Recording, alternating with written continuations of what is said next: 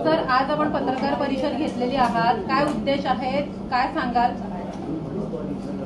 जगात सर्वात जास्त तरुण भारतात, तरी तरुणांचं नेतृत्व नाही देशात.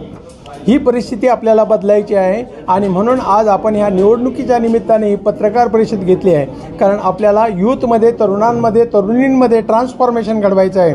आणि ह्या पत्रकार परिषदेच्या माध्यमातून आपण काय करतोय की सर्व राजकीय पक्षामध्ये जे वेगवेगळ्या पक्षांमध्ये तरुण आणि तरुणी उभे आहे आणि त्यांना चांगल्या प्रकारे मतदान देऊन आपण निवडून आणायचं आहे. यासाठी 139 कोटीमधले जे तरुण आहेत त्यांना आपण सांगतोय की तुमच्या घरातली सगळी, सोसायटीमधली सगळी जी मतदान करणारी आहे त्यांना बाहेर काढा आणि 100% मतदान तुम्ही करा.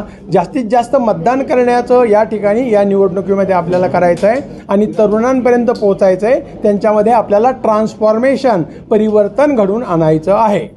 सर, घराणेशाही जास्त प्रमाणात झाली आहे पॉलिटिक्समध्ये, त्याबद्दल काय सांगणार? कारण कोण जायलाच मागत नाही पॉलिटिक्समध्ये. आणि म्हणूनच आपण घराणेशाही जी आहे ती आपोआप जाणार, ती आपल्याला घालवायची गरज नाही. 139 कोटींनी काम सुरू केलं, त्यातले तरुण प्राईम मिनिस्टर झाले, मुख्यमंत्री झाले, तर ही घराणेशाही टिकणार नाही. आपल्याला त्याच्यावर बोलायची सुद्धा गरज नाही.